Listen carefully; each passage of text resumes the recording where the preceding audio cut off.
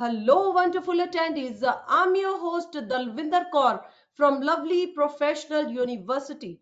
Get ready to dive into today's topic, that is how to produce a personal music album. Before we proceed further, allow me to introduce the experts of the day.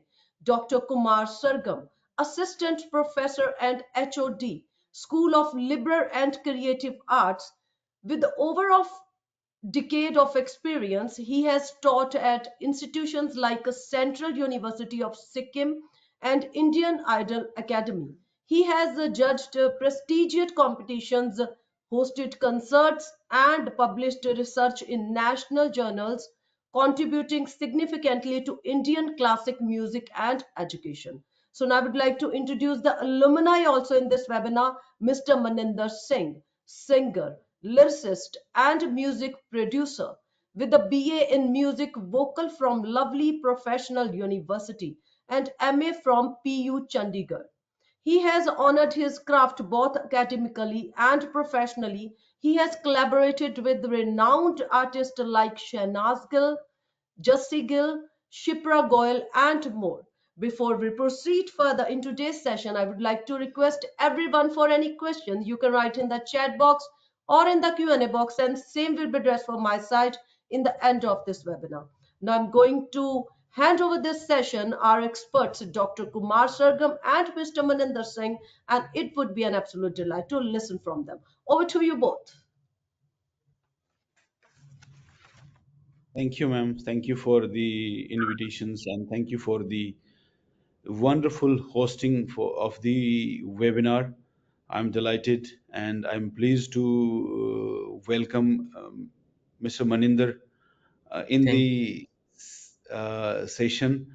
He's our alumni, and we today we are going to talk about the music album production. What is the procedure, and what are the challenges that students are facing in the industry?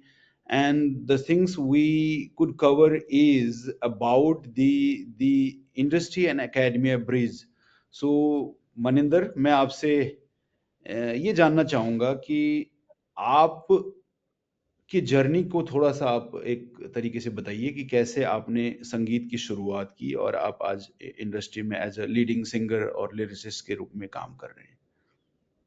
ਹਾਂਜੀ thank you sir ਪਹਿਲਾਂ ਤਾਂ ਬਹੁਤ ਸ਼ੁਕਰੀਆ ਤੁਹਾਡਾ ਤੇ ਮੈਨੂੰ invite ਕਰਨ ਵਾਸਤੇ ਕਿਉਂਕਿ ਮੈਨੂੰ ਮੇਰੇ ਲਈ ਵੀ ਵੱਡੀ ਗੱਲ ਹੈ ਕਿਉਂਕਿ ਜਿਹੜੇ ਇੰਸਟੀਚਿਊਟ ਤੋਂ ਅਸੀਂ ਪੜ੍ਹ ਕੇ ਗਏ ਹਾਂ ਹਨਾ ਚੀਜ਼ਾਂ ਸਿੱਖ ਕੇ ਗਏ ਹਾਂ ਇੰਨੀ ਸਾਰੀਆਂ ਤੇ ਉਹ ਹੁਣ ਇਨਵਾਈਟ ਕਰ ਰਹੇ ਨੇ ਇੱਕ ਆਪਣੀ ਜਰਨੀ ਦੱਸਣ ਲਈ ਐਕਸਪੀਰੀਅੰਸ ਦੱਸਣ ਵਾਸਤੇ ਤਾਂ ਤੁਹਾਡਾ ਬਹੁਤ ਸ਼ੁਕਰੀਆ ਜੀ ਤੇ ਮੇਰੀ ਸਰ 뮤직 ਦੀ ਜਰਨੀ ਸਟਾਰਟ ਮੈਂ ਪੰਜਾਬੀ ਚ ਬੋਲ ਸਕਦਾ ਹਾਂ ਨਾ ਜੀ बेटर पंजाबी हिंदी मिक्स कर लीजिए तो ज्यादा सही, क्योंकि हमारे बाकी लिसनर्स बाकी जगह से भी होंगे। हाँ। श्योर श्योर तो मेरी म्यूजिक की जर्नी सर बचपन से स्टार्ट हो गई थी और स्कूल टाइम से मैं म्यूजिक कर रहा हूँ सीख रहा हूँ और भाग्य से मुझे अच्छे गुरु भी मिले हैं है ना सिखाने वाले अच्छे अच्छे लोग मिले हैं गुरु मिले हैं तो पहले तो मेरे फैमिली से ही शुरू हो गया था मेरे फादर जो थे लिरिसिस्ट थे वो भी लिखते थे है ना थोड़ा बहुत गुनगुनाते भी थे तो मैं भी लिखना स्टार्ट किया मैंने पहले फिर मैंने महसूस किया जब गाते हैं लिख के तो ज़्यादा अच्छा रिस्पॉन्स आता है लोगों का बिल्कुल तो मैंने बिल्कुल गाना बिल्कुल। शुरू किया स्कूल्स में वही अपनी चीज़ें लिख के तो फिर मुझे थोड़ा-सा गॉड गिफ्टेड भी था, थोड़ा-सा पता नहीं था सुर थे, अब पता चल रहा है पहले तो पता नहीं था, पुरानी रिकॉर्डिंग सुनते हैं बचपन की तो फिर मैंने सीखना शुरू किया। तेजा स्कूल है हमारे तेजा सिंह स्कूल लुधियाना में यहाँ शिमलापुरी में, तो वहाँ से मेरी स्टार्ट हुई म्यूज़िक की जर्नी, म्यूज़िक सब्जेक्ट लिया मैंने। वहाँ पे मेरे उस्ताद जी हैं, उस्ताद हरमनदीप सिंह तेज, तो उनसे मैंने स्टार्ट किया। फिर बाद में चलता गया ऐसे कंपटीशन काफ़ी होते रहे हमारे स्कूल लेवल के जो होते हैं, है ना? फिर हम लवली यूनिवर्सिटी में आए हम प्लस 2 में था मैं, तो यहाँ पे कंपटीशन हुआ हमारा। तो गुरबाणी संगीत में था मैं, हमारी शब्द की टीम थी, पहली बार परफ़ॉर्म किया मैंने, यहीं पे परफ़ॉर्म किया एलपीयू में।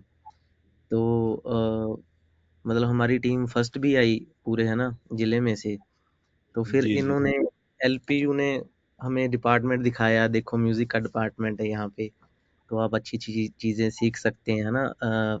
मिलवाया प्रोफ़ेसर से, तो फिर मैंने एलपीयू ज्वाइन कर ली थी आफ्टर 12th। तो तो यहाँ पे एलपीयू फिर में आपका सफर कैसा रहा? एलपीयू में किस तरीके से आपने संगीत को, जो आपकी जो बचपन से जो ख्वाहिश थी कि एज अ हाँ जी, सिंगर बनने की, और आप लिरिक्स पहले से लिखते थे, आपके घर में भी वो माहौल था, तो किस जी। तरीके से आपने एलपीयू में आके अपने आप को ट्रांसफॉर्म किया? एलपीयू में सर वैसे तो एक स्कूल से निकल के एकदम यूनिवर्सिटी लेवल पे जाते हैं तो एक अलग वर्ल्ड तो दिखता ही है ना?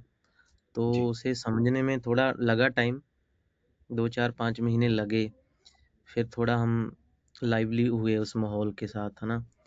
तो काफ़ी कुछ सीखने को मिला फिर एलपीयू से। बहुत अच्छी-अच्छी चीज़ें, नई-नई चीज़ें। कुछ चीज़ें तो हमें अब जैसे समझ आ रही हैं। अगर मैं आपको कहूँ कि आपने जो चीज़ सीखी, कुछ एक आध नाम अगर ले लें कि क्या आपने बॉलीवुड के या फ़िल्म म्यूज़िक के या क्लासिकल के या स्टूडियो का जो आपका टूल्स एंड टेक्निक्स है, क्या-क्या आपने सीखा? थोड़ा-सा आप इन डिटेल थोड़ा-सा बता दें। और सर वो उसको सबसे किस तरीके से वो इंडस्ट्री में काम आ रहा है वो चीज़? मैंने एलपीयू से जो यूनिक चीज़ सीखी, ये प्रोग्राम्स बहुत करवाते हैं सर, अलग-अलग डिपार्टमेंट में, जगह पे, है ना, म्यूज़िक के। तो बहुत कुछ सीखने को मिलता है। मैंने लाइव गाना सीखा, लाइव स्टेज पे बहुत सारे ऑडियंस के सामने, बच्चों के, है ना, वो हमारे साथ वाले होते थे। तो लाइव गाना मैंने एलपीयू से एक्सपीरियंस लिया। अब मैं कहीं भी स्टेज पे लाइव गाता हूँ तो वो मुझे महसूस नहीं होती चीज़। मैं फ्रेंडली हो चुका हूँ उस चीज़ के साथ, है ना। बाकी चीज़ें तो बचपन से थी, स्टूडियो भी मैं जाता रहता था स्कूल टाइम से ही, है ना, स्टूडियोज़ में करता रहता था। यहाँ पे भी अलग एक चीज़ ऐड ऑन हुई, यहाँ पे स्टूडियो सेटअप भी है जैसे म्यूज़िक डिपार्टमेंट में। तो हमें प्रैक्टिस करने के लिए कभी भी ऐसा कुछ मना नहीं करने दिया, है ना, सब्जेक्ट भी था, बताया भी। सो ओवरऑल अच्छी जर्नी रही है यहाँ पे।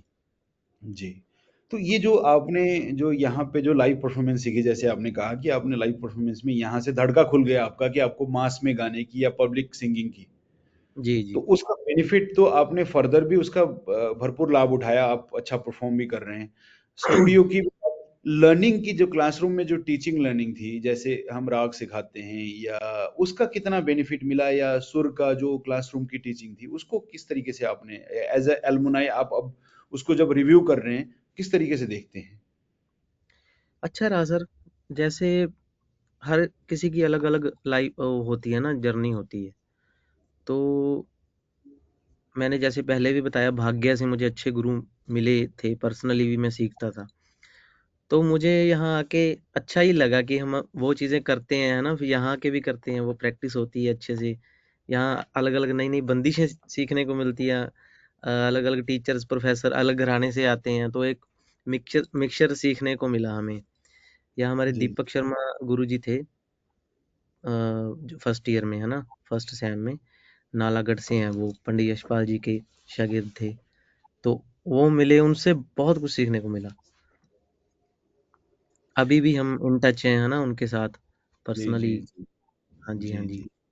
आप मैं एक चीज़ बड़ा लगता है मुझे कि बच्चों को थोड़ा-सा क्लैरिटी होना चाहिए। आप शायद उन चीज़ों को और एक एज़ एलुमनाई आप उन चीज़ों को और बेहतर देख रहे होंगे। क्या हम जैसे विश्वविद्यालय में पढ़ते हैं, हमारे काफ़ी बच्चों का एक प्रश्न होता है कि रियाज़ या करिकुलम को हमें ये भी है, ये भी है। तो क्या उन चीज़ों को इंडस्ट्री के लिए जो राग या जो बंदिशें या जो आपकी जो चीज़ें हैं, उसकी कितनी इम्पोर्टेंस रहती है इंडस्ट्री में? या वो सीखी हुई चीज़ रियाज़ की? हुँ। नहीं सर, बहुत ज़रूरी चीज़ें हैं ये अब समझ आ रही हैं, पहले हम थोड़ा आलस कर जाते थे, स्टूडेंट लाइफ़ में हो जाता है ना? सॉरी। तो अब पता चल रहा है उसकी वैल्यू है, बहुत ज़्यादा है। जैसे म्यूज़िक थ्योरी की जो सेंस है ना? वो तो एक ही होती है, जी, थ्योरी तो एक ही होती है ना? तो यहाँ जैसे मैं म्यूज़िक प्रोडक्शन कर रहा हूँ अभी म्यूज़िक स्टूडियो में, तो क्या है कि सॉफ्टवेयर है जो डो है वो सीख लेता है बंदा, टेक्निकल चीज़ें सीख लेता है, 1.5 महीने में, 2 महीने में। पर जो म्यूज़िक सेंस है, जो बहुत लॉन्ग टाइम से चलती आ रही है, जिसमें आपका बचपन भी इन्वॉल्व है ना? आपका यूनिवर्सिटी भी इन्वॉल्व रहेगा, जहाँ-जहाँ से भी आपने सीखा, तो वो एक गो थ्रू होना ही पड़ता है उस जर्नी से। उससे बहुत सारी चीज़ें सीखने को मिलती हैं। सॉफ्टवेयर सीख लेंगे आप, अगर आप म्यूज़िक प्रोडक्शन करना चाहते हैं, एग्ज़ाम्पल है।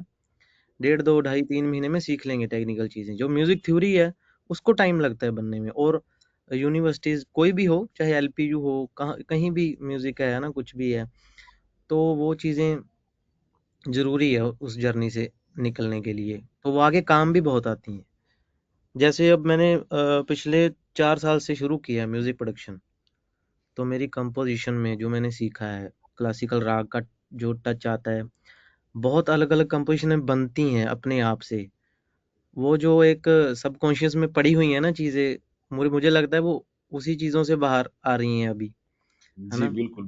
कहते हैं कि कला जो होती है अंदर से बाहर आती है, तालीम बाहर से अंदर जाती है। तो वो जो कला पैदा भी होती है ना, तालीम पहले लेनी पड़ती है उसकी, है ना? एक चलो जी होती भी है, वो कला निखरती है फिर। तो अब मुझे बहुत सारी सुविधा मिल रही है उस चीज़ से, है ना? मैं अलग-अलग कंपोज़िशनें कर सकता हूँ, अलग-अलग तरीकों से। मुझे पता है कि इंडस्ट्री में बहुत अननोन आर्टिस्ट भी हैं, जिनको म्यूज़िक का एम भी नहीं पता, है ना? तो अभी हमें पता चल रहा है कि जो क्या सुन रहे हैं हम, क्या बज रहा है ना? कौन-सी ताल में है, कौन से जी राग में है, कौन से स्वरों में है।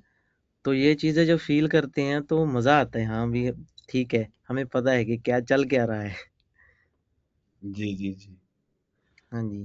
तो आप जब एलपीयू से जब आप पास आउट हुए हैं, आप यहाँ पे चीजें काफी कुछ आप जैसे आपने उल्लेख किया कि बहुत चीज आपने सीखा जी। In terms of theory, practical, studio, live performances आपने यहाँ पे सीखा।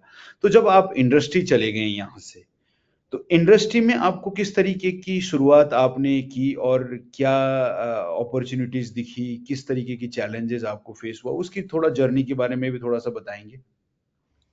सर जैसे मैंने पहले कहा अलग-अलग जर्नी है ना सबकी, तो जैसे मेरे एक्सपीरियंस ये हो नहीं सकता कि हर किसी के काम आए। तो वो हर किसी की एक अलग लाइफ़ है, अलग सिचुएशंस हैं, अलग हालात हैं, है ना उनके। तो मेरी तो शुरू-शुरू में तो काफ़ी बुरी रही क्योंकि मैं एक चीज़ से गुज़र रहा था ना, अब भी थोड़ी-थोड़ी वो चल रही है साथ में।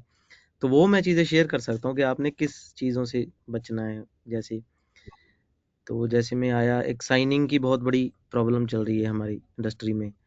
जो नए आर्टिस्ट होते हैं उनको, हाँ, अच्छा गाते हैं, देख लेते हैं प्रोड्यूसर्स, वो साइन कर लेते हैं। नए-नए होते हैं मेरे जैसे, उनको पता नहीं होता भी इनकी पेपर्स की भी आगे जाके क्या वैल्यू है ना? वो एक रिलेशन में साइन कर लेते हैं, एक अच्छे रिलेशन होते हैं पहले, तो बाद में वो फँस जाते हैं। वैसे ओके है, मतलब अप एंड डाउन्स तो चलते ही रहते हैं। तो ये चीज़ें सीखने वाली भी है कि अगर आप ऊपर जाओगे तो नीचे भी आओगे, तो वो बनते रहेंगे, है ना? जी। कर्टल्स वगैरह। तो ठीक है, अच्छी चीज़ों पे ध्यान दें तो अच्छा है।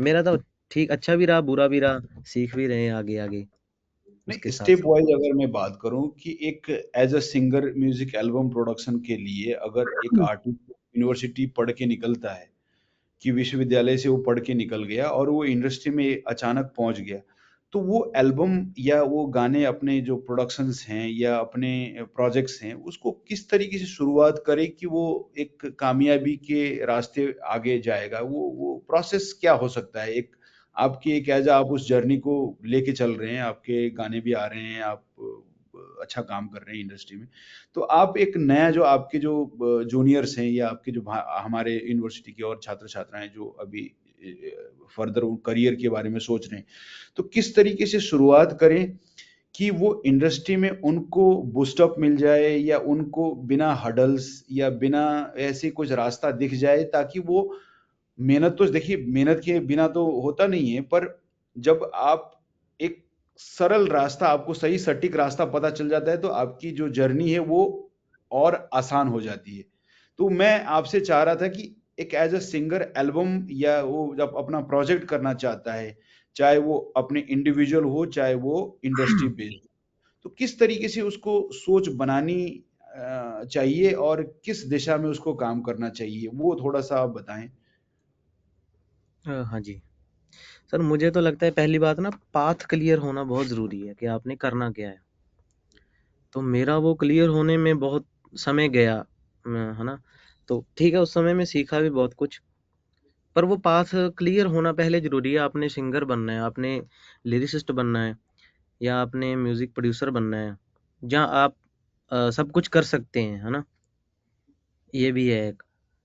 तो वो चीज़ है, अगर आपने सिंगर बनना है ओनली, है ना, मैंने और कुछ नहीं करना, आपने सोच रखा है मैंने सिंगिंग करनी है, लाइव परफॉर्मेंस करनी है, गाने निकालने हैं, तो आप अलग-अलग स्टूडियोज़ में जा सकते हैं अपने पास के, है ना?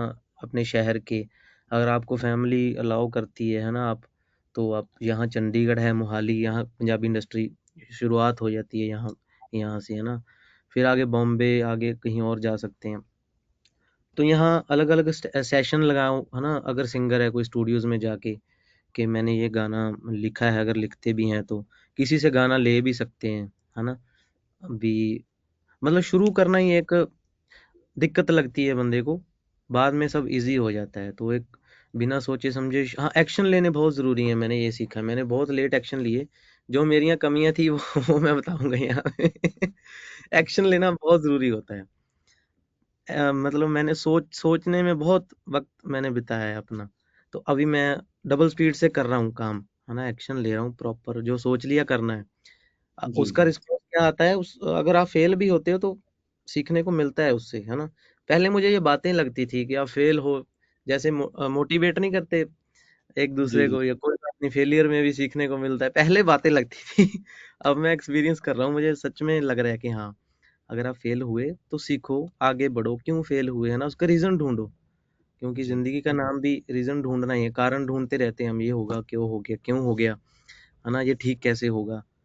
तो ये चीज़ें चलती रहनी चाहिए, मुझे लगता है लर्निंग प्रोसेस में सीखते रहना चाहिए, कोई भी चीज़ हो। एक चीज मुझे इसी उसमें मेरा जोड़ने का मन कर रहा है कि जैसे आजकल म्यूजिक का जो ट्रेंड चल रहा है, हाँ जी। जो उसको उस किस तरीके से बच्चों तक वो नए नए ट्रेंड आते रहते हैं इंडस्ट्री में, जैसे 70s 80s 90s 2000 2010 2000, हर दशक में अपने एक नया ट्रेंड शुरू हुआ है। तो क्या ऐसा मतलब आपको, जैसे आप इंडस्ट्री के साथ अगर देखते हैं, तो ये बच्चे उस ट्रेंड को अडॉप्ट कैसे कर लें, जो कि कैस किस तरीके से पता चलता है, आप एक एज अ सिंगर के रूप में देख रहे हो तो पब्लिक का रुझान है, किस तरीके का है और उसमें आपको काम करना है, तो आप उसको कैसे देखते हैं उसको? क्या वही ट्रेंड के साथ जाना उचित है या कोई डिफरेंट भी आप काम करने की सोच रख सकते हैं कि इंडस्ट्री में चलने के लिए?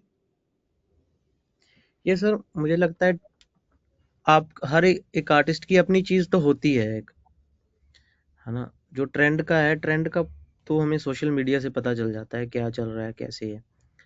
तो आपने, मुझे ऐसा लगता है, पर्सनली मानना है मेरा, कि अपनी चीज़ पहले फाइंड करो कि आप क्या हो, आप क्या कर सकते हो अलग सबसे, है ना? धक्के से नहीं, एक तो मैं चीज़ आपको होती है। आपको इसलिए पूछ रहा था, आप जो गाने बनाए हैं अभी, जो आप हमारे सामने वो गाना भी सुना, तो वो ट्रेंड से थोड़ा सा बिल्कुल अलग है, नया एक आपने शुरुआत उसकी अलग एक कॉन्सेप्ट लेके काम किया है। तो मैं जी तभी जी। आपको ये जानना चाह रहा था कि क्या जरूरी है कि ट्रेंड के साथ जाना ही, या आपके नया कुछ आइडियाज को भी आप जनरेट कर सकते हैं और उसको इम्प्लीमेंट कर सकते हैं? सर मुझे तो लगता है नए आइडियाज़ ही जनरेट करने चाहिए, है ना? तो एक यूनिक चीज़ निकल के आती है, आपकी एक अलग कैरेक्टर बनता है, पहचान बनती है, नहीं तो आप भीड़ में खो सकते हैं। मैंने पहले किए हैं, ट्रेंड के हिसाब से गाने किए हैं बहुत, काफ़ी। तो जी मैं, ये मेरी जर्नी रही है एक, फिर मैंने फाइंड किया अपने आप को कि मैं अलग क्या कर सकता हूँ, मेरा म्यूज़िक के जो सैंपल्स हैं, जो एलिमेंट्स हैं, मेरे अलग क्या हो जा सकते हैं ना, जो म्यूज़िक शुरू हो तो पता चल जाए कि उस आर्टिस्ट का म्यूज़िक है। तो मैं इस चीज़ पे बिलीव करता हूँ। हाँ, जी एग्ज़ीक्यूट तो करने का तरीका एक ही होता है, वो आपको सीखना ज़रूरी होता है, मुझे लगता है, कि आपने अपने काम को एग्ज़ीक्यूट कैसे करना है ना? कै पहुँचाना कैसे है, बन तो गया। जी एक में चीज़ दिमाग में आ रही है, मैंने एक सीखी थी एक बार। एक तो आर्ट होता है, आपका आर्ट क्या है, आप क्या कर सकते हो, यही अलग चीज़ होती है आर्टिस्ट में, कि आपका जी पर्सनल आर्ट क्या है। एक जी एक क्राफ्ट होता है, आर्ट को प्रेज़ेंट करने के लिए आपको किन चीज़ों की ज़रूरत है। आपको हम्म। गाना बनाने के लिए स्टूडियो की ज़रूरत है, आपको एक म्यूज़िक प्रोड्यूसर की ज़रूरत है। अगर आप वो नहीं अफ़ोर्ड कर सकते तो आप खुद सीखो। मैंने तो ऐसे-ऐसे करके ही सीखा है। मैंने कुछ, जैसे मैं अगर नहीं कुछ कर सकता, लिरिक्स में लिखता था, सिंगिंग में करता था, म्यूज़िक स्टूडियो में नहीं जा सकता था, तो मैंने म्यूज़िक प्रोडक्शन स्टार्ट कर दी, है ना? तो ये है क्राफ्ट, हम क्राफ्ट पे आते हैं। क्राफ्ट ज़रूरी होता है आर्ट को प्रेज़ेंट करने के लिए, चीज़ों से मिलके, है ना? एक एम्पैथी पार्ट होता है जिसकी आप बात कर रहे हो, कि ट्रेंड, वो एम्पैथी पार्ट होता है कि जो हमने क्रिएट कर लिया, वो लोगों को अच्छा लग रहा है कि नहीं लग रहा, ये चीज़ें बहुत मिस करते हैं मुझे लगता है बहुत सारे आर्टिस्ट। अब मैंने बहुत टाइम बाद सीखी ये चीज़। जी। ऐसा होता है ना कि खुद की चीज़ तो अच्छी लगती है ना? हर माँ को अपने सारे बच्चे ही अच्छे लगते हैं। तो सही बात है।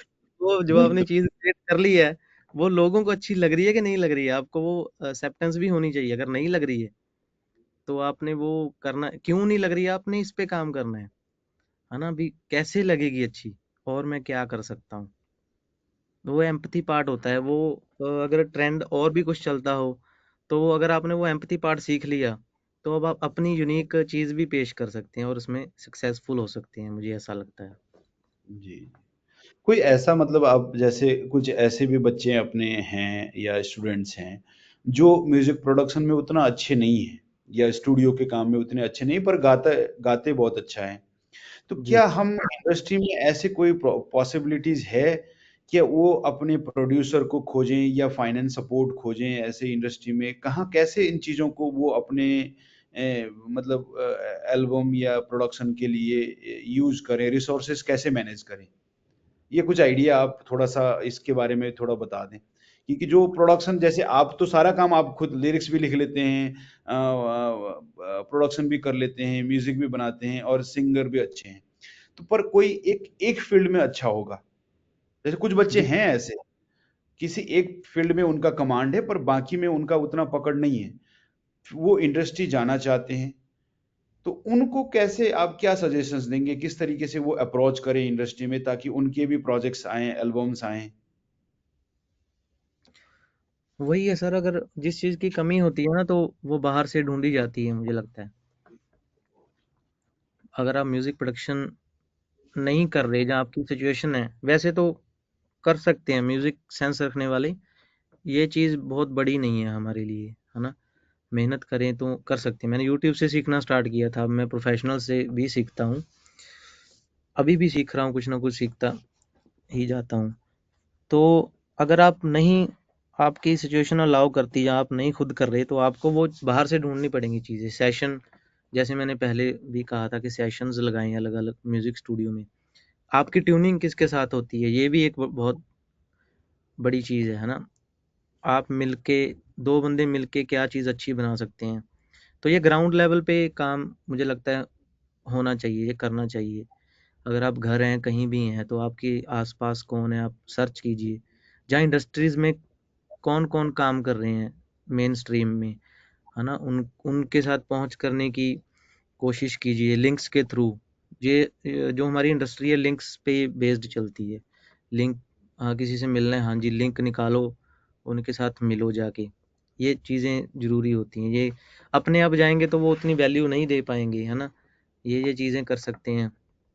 उसके बाद आजकल तो इंडिपेंडेंट आर्टिस्ट का टाइम चल रहा है बहुत ज़्यादा। मतलब म्यूज़िक लेबल भी उतना काम नहीं कर रहे जितना इंडिपेंडेंट आर्टिस्ट कर रहे हैं। तो अच्छा। एआई का यूज़ करें, जैसे वो चैट जीपीटी है ना? उनसे सीखें, बहुत कुछ मैं खुद सीखता हूँ। मतलब पहले मुझे लगता था कि ये न्यूज़ आई थी ना, एआई आ गया, पता नहीं क्या हो जाएगा, ये कमांड इनकी हो जाएगी क्या? मुझे तो मैंने तो जस्ट ये सीखा कि मेरे दिमाग में क्या है, मैंने क्या सीखना है, मैंने उसको कमांड देनी है बस, उसका यूज़ कीजिए। म्यूज़िक प्रोडक्शन भी आपको सिखा देगा चैट जीपीटी, अगर आपके पास म्यूज़िक सेंस होनी चाहिए, बस म्यूज़िक सेंस नहीं सिखा पाएगा। हाँ, ये तो म्यूज़िकैलिटी आपको सीखने की ज़रूरत है। जी, AI exactly. AI can be a useful tools for a planning. जहाँ तक मैं देखता हूँ, मैं भी कब चीज़ें बनाता हूँ, जब बैठ के देखता हूँ, तो प्लानिंग के लिए बड़ा एआई टूल्स बहुत ही यूज़फुल है।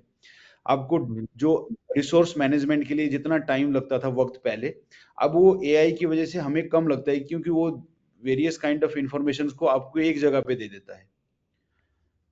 तो अभी एक सिलसिला चल ही रहा था कि प्रोडक्शंस के लिए आपने कहा कि अप्रोच या इंडस्ट्री में लिंक्स काम करता है। अगर ऐसा कोई जिसको बिल्कुल ही लिंक्स जरूर कहीं है ही नहीं, वो कैसे अप्रोच करे फिर?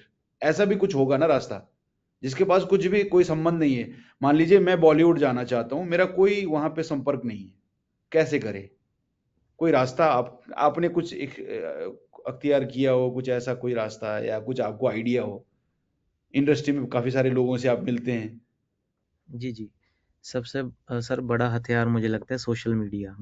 आप अपने रूम अच्छा। में बैठे भी अगर आप अप्रोच नहीं कर पा रहे, तो आप अपने आप को ऐसा बना सकते हैं कि आपको अप्रोच करें बंदे, है ना? तो वो कैसे करेंगे? वो है ज़रिया सोशल मीडिया। यूट्यूब तो चैनल सोशल बनाना मीडिया आप किसी को करें कि वो अपने म्यूजिक शो रील्स वगैरह कर लें या बाकी जो ये कवर सॉन्ग्स वगैरह कर लें या कुछ अपने प्रोडक्शंस को डालें या क्या क्या सोशल मीडिया में क्या करें? ये चीज़ चेंज होती रहती है सर। जैसे आजकल रील्स का ट्रेंड चल रहा है इंडिया में, है ना? पहले टिकटॉक था, बंद हो गया वो। आगे कुछ और भी आ सकता है, इंस्टाग्राम भी बंद हो सकता है। तो वो ये चीज़ें फाइंड आउट करनी चाहिए कि प्रेज़ेंट टाइम में क्या चीज़ काम कर रही है ना? तो जैसे बहुत सारी एग्ज़ाम्पल्स हैं जैसे आपके पास तो कम होता होगा इंस्टाग्राम चलाने का टाइम, हम बहुत सारे चलाते हैं, यंग बहुत चलाते हैं ना, रील्स देखते हैं तो हम बहुत सारी एग्ज़ाम्पल्स आती हैं सर उसमें कि आप इंस्ट्रूमेंट कोई सीख सकते हैं ना, गिटार। एक आजकल लड़की बहुत वायरल हुई हुई है, वो 14-15 साल की लड़की है। वो अपना बस कुछ गाना याद करती है ना, जो चले हुए हैं, जो प्रोफेशनल्स गाने हैं, वो गिटार पे गाती है। तो बहुत सारी एग्जांपल्स हैं ऐसी, बहुत वायरल है वो। उसको अप्रोच कर रहे हैं अब इंडस्ट्री वाले, है ना? ये सबसे आसान तरीका लग रहा है मुझे। पहले बहुत मुश्किल होती थी, अब थोड़ा आसान हो गया सोशल मीडिया में बहुत ज़्यादा। तो एक वो मुझे मुझे उसका नाम भूल गया, रैपर था एक लड़का, 12-13 साल का था वो, सरदार सरदार जी थे वो। तो उन्होंने क्या करना है, यूट्यूब में बीट लगानी, स्पीकर पड़ा होता था साथ में, यूट्यूब में बीट लगानी, वो रैप लिखते थे। कॉपी कॉपी उठा के, आजकल शर्म कर जाते हैं यार, लोग बोलेंगे देख के बोल रहा है उसको, उनको वो भी शर्म नहीं है ना।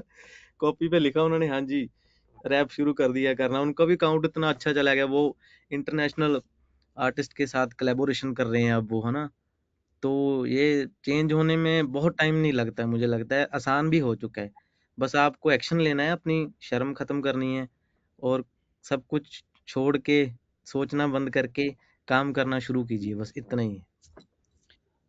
मतलब आप कहते हैं कि सोशल मीडिया रीच आपको बढ़ानी है, क्वालिटी चीज आपको डालना चाहिए, बस आप अपने इसको क्वालिटी डालनी चाहिए, मतलब जो भी जिससे आपकी Exactly. टैलेंट बाहर दिखे और वो तो इंडस्ट्री।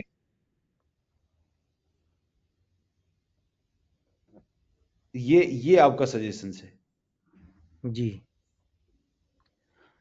वही और जैसे मैंने पहली बात की सर, सॉरी, एम्पैथी पार्ट तो देखना ही पड़ेगा आपको। ये बहुत बड़ी चीज़ है जो मिस कर जाते हैं हम। आर्ट क्राफ्ट हो जाता है, एम्पैथी। मैं ये बार बार इसलिए वर्ड बोल रहा हूँ, मैंने सीखने में बहुत टाइम लगाया ये चीज़, है ना? तो पहले मुझे अच्छी लगती थी अपनी चीज़ें, हाँ, मैं नहीं देखता था कि लोग, सुनने वाले को लग रही है कि नहीं लग रही। तो वो आप जैसे आप बोल रहे हैं, क्वालिटी देनी ही पड़ेगी, एम्पैथी पार्ट को रखना ही पड़ेगा कि जी, अगर नहीं अच्छा लग रहा है, आपको ये पता होना चाहिए कि अच्छा लग रहा है कि नहीं लग रहा है ना? उसके बिना तो नहीं मतलब चलेगा काम। फीडबैक भी उतना ही जरूरी है। हाँ जी, आप कहते हैं कि फीडबैक भी उतना ही जरूरी है। बहुत ज़्यादा ज़रूरी है सर, वो बहुत ज़्यादा।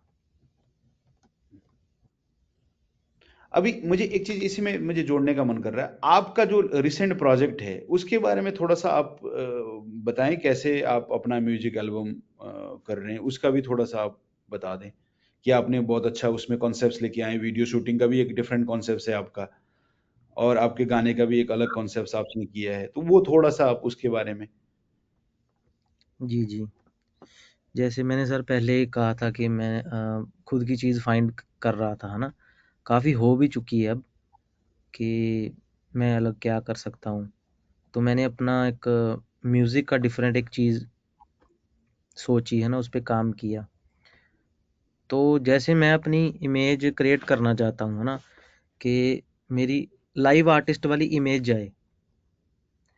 एग्ज़ाम्पल है, हर किसी की अलग-अलग सोच हो सकती है कि अगर मुझे ऑडियंस देखे, कहीं भी देखे, इंस्टाग्राम पे देखे, यूट्यूब पे देखे या और प्लेटफ़ॉर्म्स पे, सुने ऑडियो प्लेटफ़ॉर्म्स पे, है ना? तो मेरी एक लाइवली फ़ील जाए कि वो लाइव आर्टिस्ट है, वो गाता है। देखो 2 चीज़ें होती हैं, एक तो स्टारडम होता है, एक आर्टिस्ट अलग होता है, स्टारडम अलग होता है। स्टारडम हम किसी भी चीज़ से ले सकते हैं, वायरल हो सकता है बंदा। तो मैं चाहता था कि जो चीज़ मेरे पास है, मैं उसी से स्टारडम लूँ और लोग मुझे वैसे ही पहचाने कि ये आर्टिस्ट है। तो हमने फिर कॉन्सेप्ट भी वैसा वीडियो का उठाया कि एक जी जी लड़का, एक जी। सिंगर है ना? वो जाता है, मतलब क्लियर हो जाता है कि वो सिंगर है, ऑलरेडी पर्सनल लाइफ में भी सिंगर है वो, है ना। तो आगे भी हम जैसे वीडियोस कर रहे हैं, जैसे हम रश्मि मैम से पिछली बार मिलके गए थे, उनसे बात करके गए थे कि हम यहाँ शूट करना चाहते हैं ना ऑडिटोरियम में, वो भी एक लाइव स्टेज का, लाइव फील का शूट कर रहे हैं, ताकि मेरी इमेज ऐसी बन जाए धीरे धीरे कि ये आर्टिस्ट ऐसे लाइव गाता है। तो फिर हमने वो वैसा सा कॉन्सेप्ट उठाया कि वो लड़का एक हैकर के पास जाता है ना, वो हैक कर लेते हैं सब कुछ, तो उसकी जो आवाज़ है गाने की फिर सभी के पास पहुंच जाती है, जहाँ जिसके पास वो पहुंचाना चाहता है उसके पास पहुंचती है। तो ऐसा सा कॉन्सेप्ट है, वो अलग चीज़ आपको फाइंड करनी पड़ती है, फिर साथ साथ वाली चीज़ें भी हो जाती है धीरे धीरे कि ये इसमें कैसे आएगा, आपका रूप इसमें कैसे आएगा, है ना, ये तो ये चीज़ है। लाइव परफॉर्मेंस और रिकॉर्डिंग में कितना इंडस्ट्री में फर्क है, ये इसका भाई थोड़ा सा अपने हमारे जो जूनियर्स हैं या जो स्टूडेंट्स हैं उनको थोड़ा सा इस पे भी जानकारी हो जाए कि आपने तो दोनों ही किया, आप रिकॉर्डिंग भी कर रहे हैं, एल्बम भी निकाल रहे हैं और परफॉर्मेंस भी करते हैं, तो ये दोनों में अंतर एक एज अ बिल्कुल सामान्य एक अभी नया नया मैंने बी म्यूज में या बीपीए म्यूजिक में ज्वाइन किया है, तो मैं जानना चाहता हूँ कि आप लाइव परफॉर्मेंस और रिकॉर्डिंग में क्या फर्क होता है, वो थोड़ा सा। लाइव परफॉर्मेंस सर मुझे लगता है कि इसलिए उसको लाइव बोलते हैं कि एक बार जो गा दिया या बोल दिया वो निकल गया, वो दोबारा वापस नहीं आएगा। मोटा मोटा डिफरेंस ये है। रिकॉर्डिंग में ये आप रीटेक कर सकते हो जब तक आपकी वो चीज़ आती नहीं जो आपके दिमाग में है कि मैंने ये अचीव करना है, वो नहीं आती तो वो आप रीटेक लेते हो दोबारा दोबारा। मोटा मोटा तो डिफरेंस ये है इन दोनों में। चैलेंजेस कैसे देखते हैं दोनों में, कितना मेहनत किस में ज्यादा लगता है, और एक एज अ लाइव आर्टिस्ट बनने में, और एक कितना फर्क आप देखते हैं लर्निंग को। सर दोनों ही चीज़ें अहम है, मुझे लगता है एक सिंगर के लिए दोनों ही चीज़ें आनी चाहिए, लाइव भी, स्टूडियो में भी कैसे गाना है आपने। सो सीखने वाली चीज़ है, मेहनत तो हर चीज़ में होती है। अपनी लाइन में एक टाइम पे आके मेहनत नहीं लगती है उतनी, जब आप आगे बढ़ जाते हो तो मुझे लगता है वैसे तो ये चीज़ सोचनी ही नहीं चाहिए कि मेहनत करनी पड़ेगी, मेहनत करनी पड़ती है, कितनी करनी पड़ती है। ये तो प्रोसेस ही है, इसको आप मज़े में करें तो ज़्यादा अच्छा है, मज़ा लेगा, आपको मज़ा आना चाहिए ना, लगे ना आप मेहनत कर रहे हो या एफर्ट कर रहे हो कुछ, तो वो दोनों चीज़ों में चाहिए, लाइव परफॉर्मेंस में भी चाहिए। और ये कैसे आप रियाज के कुछ स्पेशल टेक्निक्स हैं या कैसे मेहनत करें, कैसे कुछ आइडियाज। रिकॉर्ड मुझे लगता है टेम्पो ज़्यादा काम करती है। जैसे हम लाइव गाते हैं इधर उधर टेम्पो थोड़ी हो जाती है, क्योंकि हम मशीन नहीं है ना, ह्यूमन है। तो रिकॉर्डिंग में वो चीज़ थोड़ा टास्क रहता है पहले, कि आपने जैसे पहले खुला गाते हैं, ऐसे जैसे हम बात कर रहे हैं बैठ के, तो रिकॉर्डिंग में क्या होता है, आपको हेडफोन्स में जैसे पीछे वो माइक हो पड़ा है ना, हेडफोन लगा के माइक पे रिकॉर्डिंग करते हैं, तो आपको थोड़ा अजीब लगता है पहले, वो क्लिक चल रही होती है मेट्रोनोम की, है ना, वो उस पे आपको गाना होता है क्लिक में। मतलब किसी किसी गानों में नहीं भी होती क्लिक, खुला गाना होता है, वो अलग चीज़ हो जाती है। ये थोड़ी सी मतलब चीज़ अलग रहती है लाइव से, कि आपको ग्रूव में गाना है, क्लिक में गाना होता है स्टूडियो में। नहीं जी गाएँगे तो, क्योंकि वो चीज़ अगर एक बार आपने गा दी, रिकॉर्ड हो गया, वो प्लेटफ़ॉर्म्स पे पड़ा है आपका गाना या कोई भी प्रोडक्ट है, तो वो लोग बार-बार सुनेंगे। बार-बार सुनेंगे तो वो गलतियाँ निकलेंगी, है ना जी? तो गलतियाँ ना निकले तो आपने परफेक्शन देनी है पहले टाइम से ही, जब तक आप सैटिस्फाइड नहीं होते। जी ग्रूव में गाना थोड़ा मुश्किल होता है, ग्रूव में टाइम से आती है चीज़, मतलब पता भी नहीं चलता किन्हीं को, जो बीट चल रही है ना, जो ताल चल रही है, तो उसके ग्रूव में आपने कैसे गाना है।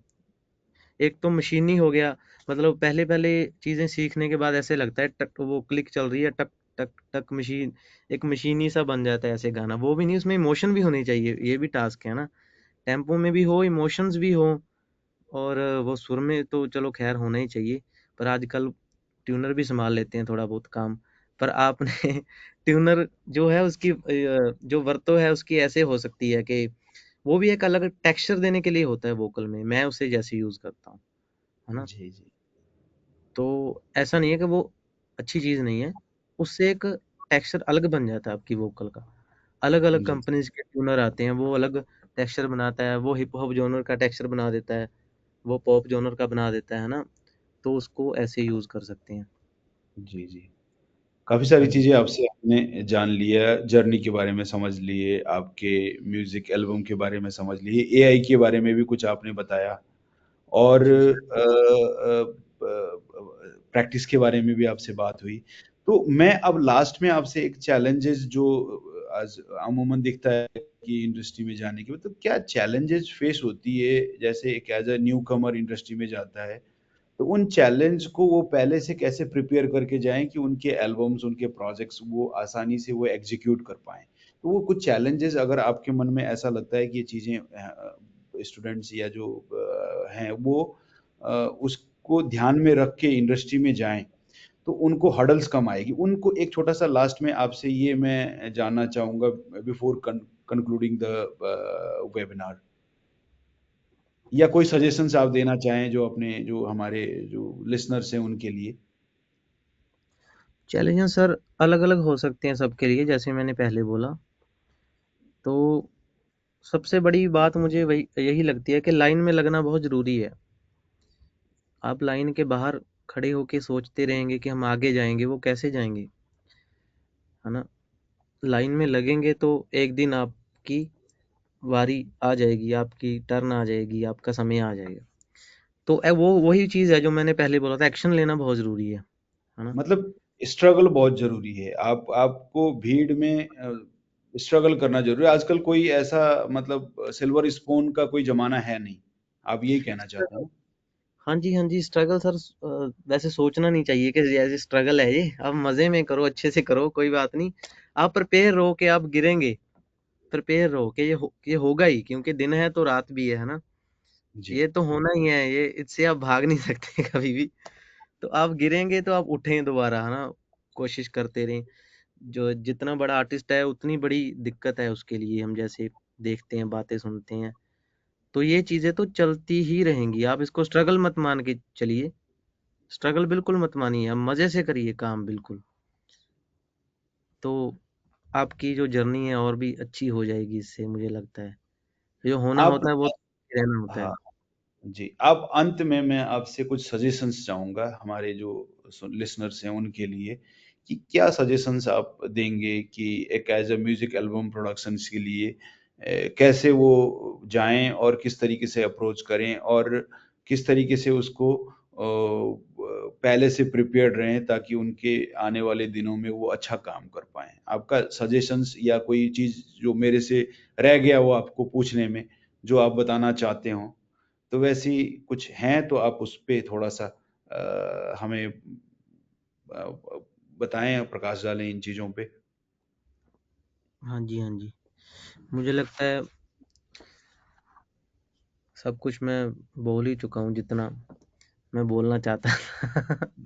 बाकी ठीक है सर, करना ज़रूरी है। सोचना ज़्यादा। आप आप ये कहते हैं कि मतलब मेहनत से ही सब कुछ प्राप्त होता है, मेहनत करना जरूरी है। ये तो है ही है सर, अगर एक्शन लोगे तो रिएक्शन होगा उसका। जी, ये सच सत्य भी है, अगर क्योंकि एक बात पता क्या है सर, ये ये किसी का अगर पर्सनल क्वेश्चन होगा ना कोई कि मैं कैसे कर सकता हूँ, मेरी सिचुएशन ये है, मैं यहाँ पे खड़ा हुआ हूँ, तो मैं उसको उस हिसाब से, मुझे पता है कि उसने ऐसे इससे आगे कैसे बढ़ना है। तो ये नहीं, मान कोई लीजिए मैं हर अभी किसी मैं की। हाँ जी। मान लीजिए मैं अभी बी म्यूज करके बीपीए करके मैं निकला हूँ, और मैं हुँ। थोड़ा बहुत गाना गाता हूँ, कुछ अपने मैंने कुछ प्रोजेक्ट्स भी किए हैं, तो मैं चाहता हूँ कि इंडस्ट्री में जाके मैं अपना एक एल्बम निकाल लूँ। अब मुझे आप कैसे सजेस्ट करेंगे? सर देखिए, एल्बम जैसे निकालना, एग्ज़ीक्यूट करना हो जाता है, पहले बनाना पड़ेगा आपको उस चीज़ को। तो वो कैसे बनाएँगे, जैसे मैंने पहले बोला था, सेशन लगाइए अलग-अलग आर्टिस्ट के साथ।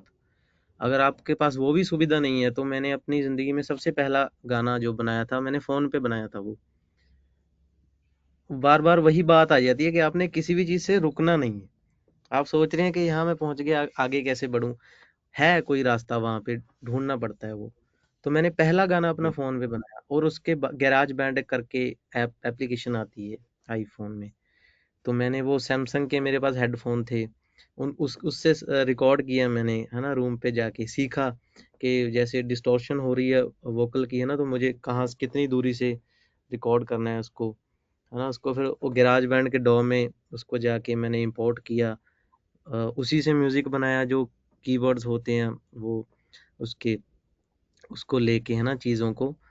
तो वो रुकना नहीं है आपको किसी भी चीज़ से। वैसे मैं मोटिवेशनल स्पीकर लग सकता हूँ, बार-बार ये बोल रहा हूँ पर ये सच्चाई है। बिल्कुल बिल्कुल, बहुत बहुत तो फिर आप मैंने क्या आपने किया, बहुत जी 4-5 गाने बनाए मैंने। पहले 1 बनाया, फिर मैंने 4-5 गाने बनाए गैराज बैंड पे। तो फिर मैंने अप्रोच की, जैसे व्हाइट हिल म्यूज़िक कंपनी है यहाँ मोहाली में, है ना?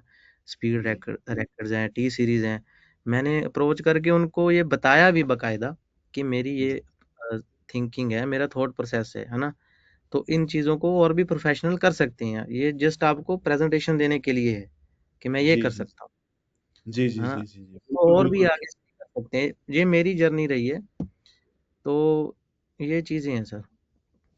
मतलब मैं आप, अगर बता मैं अभी तक as a music album production के लिए, मैं अगर समझो as a artist, junior artist के रूप में मैं अगर जाना चाहता हूं, तो मैंने ये समझा आपके इन मतलब वेबिनार के द्वारा कि मुझे अपने प्रोजेक्ट्स को किन्हीं हालत में भी अपने प्रोजेक्ट्स की जो लर्निंग प्रोसेस है उसको सीखना चाहिए, मुझे एग्ज़ैक्टली। रियाज करनी चाहिए, मुझे इंडस्ट्री के जो वेबिनार से या लोगों से इंटरेक्शन बढ़ानी चाहिए, अपने सोशल मीडिया पोस्ट या सोशल मीडिया में अपनी जो क्वालिटी पोस्ट को मुझे फीड करते रहना चाहिए, उसमें मेरी प्रेजेंस अच्छी होनी चाहिए।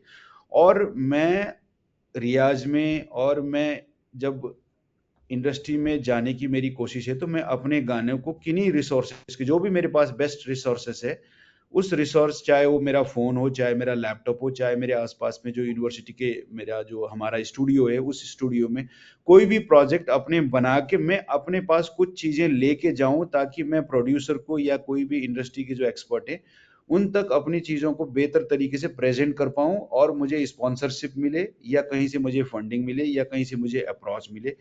ये आपके जो इंटरेक्शन से मुझे ये सीखने को मिला कि मुझे I should be prepared in all the aspects.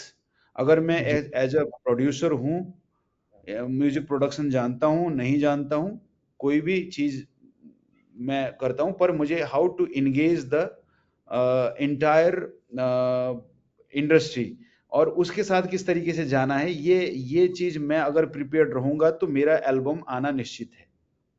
जी, जी, जी। वो तो आके रहेगा सर, आपने सोच लिया तो आएगा और ही, करेक्ट। म्यूजिक में एम्पैथी होना बहुत जरूरी है।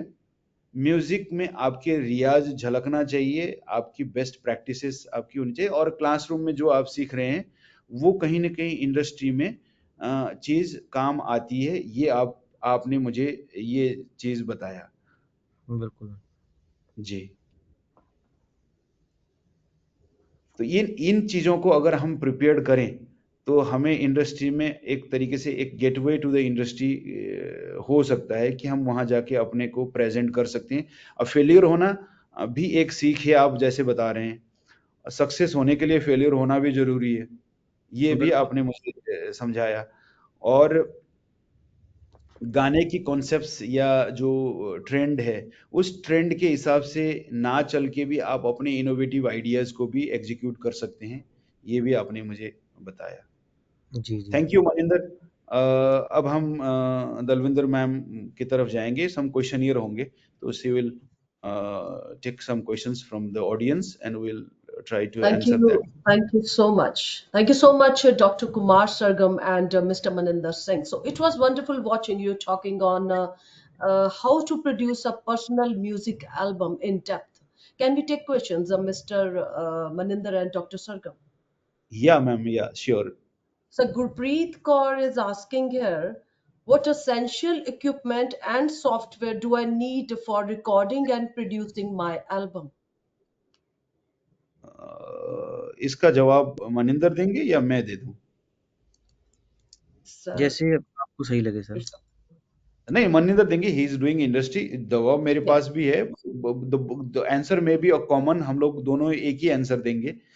अगर मेरे से अगर पूछते हैं तो मैं कहूंगा कि आप चाहे वो FL स्टूडियो चलाएं, चाहे क्यूबेस चलाएं, चाहे लॉजिक प्रो चलाएं, वो हमने सेशन में भी बात किया है कि डॉ तो आपको महीने 2 महीने 4 महीने में आपको सीखने को मिल जाएगा, वो आ भी जाएगा, पर उसमें एम्पैथी या उसकी जो टूल्स एंड टेक्निक को म्यूजिकलिटी कैसे डालना है, ये बहुत अहम होता है। तो म्यूजिक प्रैक्टिस और आपकी जो ईयर ट्यूनिंग है वो बहुत जरूरी है। मेरा ये आंसर है। मनिंदर, आप इसमें कुछ जोड़ना चाहेंगे?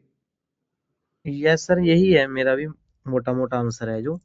तो ये चीजें म्यूजिक सेंस होनी जरूरी होती है। डॉ जरूरी नहीं होता कोई कौन सा आपने सीखना है, वो यूज टू आप किसके साथ अच्छे से है ना। जैसे मैं लॉजिक प्रो यूज करता हूँ शुरू से, तो वो मैं उसके साथ कंफर्टेबल हूँ। उसकी जो टेक्निक्स हैं है ना, जो शॉर्ट कीज हैं, जो बाकी चीजें हैं, तो क्यूबेज में भी वही होता है। उसका पैटर्न अलग हो सकता है, एफएल में वही चीजें होती हैं, वही रिकॉर्डिंग होती है, वही वीएसटी, वही सब कुछ होता है ना, प्लगइन्स होते हैं। तो आपका माइंड कैसे काम करता है, आपने कौन सी साउंड अचीव करनी है, वो आपके माइंड में है, वो सॉफ्टवेयर में नहीं है। तो आप अपने को प्रिपेयर कीजिए कि आपके जो म्यूजिकलिटी और म्यूजिकल सेंस को डेवलप करने में software, any kind of software जो लेटेस्ट ट्रेंड में है, एडोब का सॉफ्टवेयर चल रहा है यूनिवर्सिटी इंडस्ट्री में, या लॉजिक मोस्टली यूज हो रहा है, या मिक्सिंग के लिए अलग सॉफ्टवेयर भी यूज हो सकता है, मास्टरिंग के लिए अलग हो सकता है। तो अलग अलग सॉफ्टवेयर अलग अलग प्रोसेसेस के लिए काम होते हैं, पर मेन चीज है कि आप उसको प्रेजेंट कैसे करेंगे, उसमें आपकी कंपैटिबिलिटी कैसे आप स्टैब्लिश करेंगे, और सुर को किस तरीके से आप उसको उसके द्वारा आप बेस्ट निकालने की कोशिश करेंगे, ये बहुत जरूरी है। इक्विपमेंट्स, अब मार्केट में बहुत इक्विपमेंट्स हैं, कोई भी यूज कर सकते हैं। No one is bad and no one is good, nothing is bad, nothing good. Thank you so much, वाह। Dr. Kumar Sargam and Mr. Maninder. I hope, Gurpreet, you got an answer from our experts. Can we take the next question, Dr. या Sargam? Sure, या Yes. Should I produce, someone is asking here, should I produce, mix and master my album myself or hire any professional from outside?